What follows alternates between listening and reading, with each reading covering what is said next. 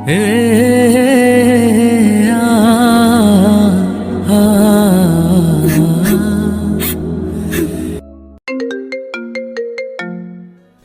আছো?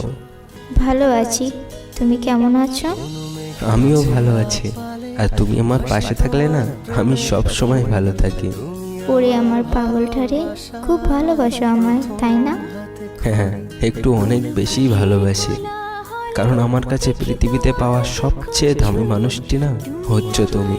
তাই একটু বেশি ভালোবাসি গো তোমাকে। আমি আমার পাগলটাকে অনেক ভালোবাসি গো। আচ্ছা যান, মা ডাকছি, পরে কথা হবে।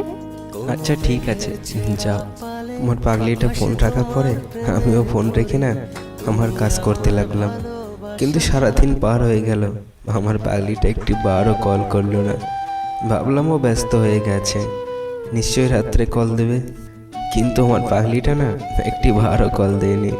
এমনকি পরের দিন সকালে আমি তাকে বারবার কল করলাম, অনেকবার ট্রাই করলাম, কিন্তু সে আমার ফোন একটি বারও রিসিভ করেনি। তার ফোন রিসিভ না করায় না অনেক টেনশন হচ্ছিল।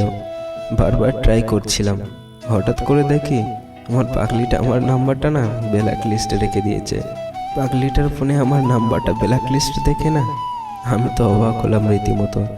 অনেক ট্রাই করেও না সেদিন আর তার সাথে কথা বলতে পারিনি। হঠাৎ করে আমার একটা বন্ধুর নাম্বার থেকে তাকে কল দিয়েছিলাম। হ্যালো। জি, কে বলছেন আপনি? বা আমার ভয়েসটাও চিনতে পারছো না বুঝি? ও আচ্ছা, অর্পণ বলছো? এতবার ফোন দিচ্ছ কেন? এতবার ফোন দিচ্ছি মানে কি হয়েছে তোমার? হঠাৎ করে চোখ বন্ধ করে ফেললে, বাসায় কি কোনো সমস্যা হয়েছে?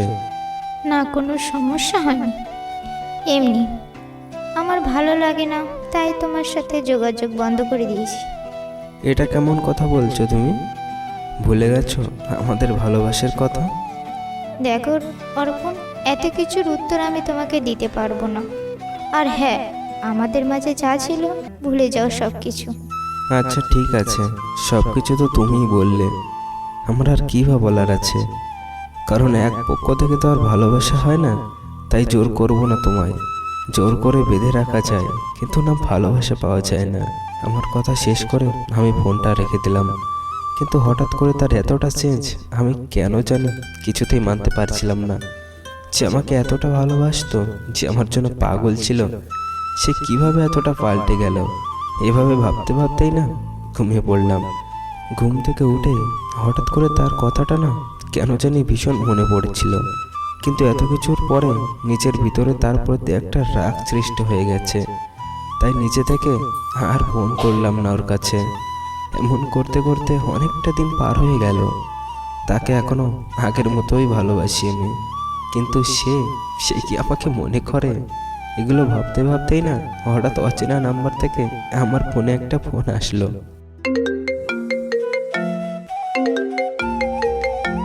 হ্যালো। কেমন আছো অর্পণ? ভালো আছি, আপনি কেমন আছেন? চিনতে পারছো আমাকে?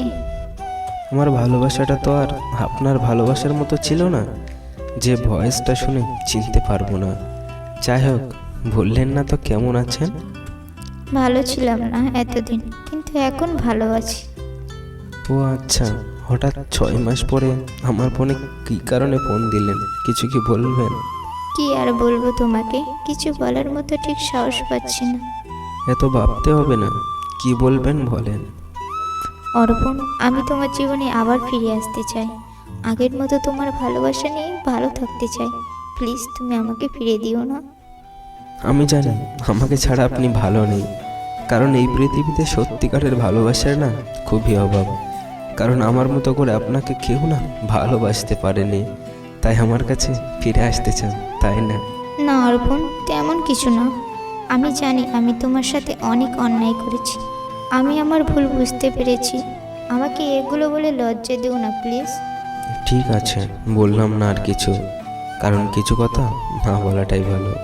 তবে নতুন করে আপনাকে আর কি মেনে নেব? আমি আগেও আপনাকে যেমনই ভালোবাসতাম এখনও ঠিক তেমনই ভালোবাসি।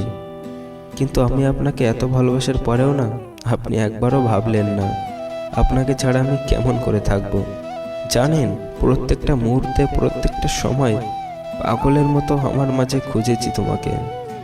ভালো ছিলাম না আপনাকে ছাড়া, তাকে এত কিছু বলতে চাই না আপনাকে। আর আপনি যে আপনার ভুলটা বুঝতে পেরেছেন, এতেই আমি অনেক হ্যাপি।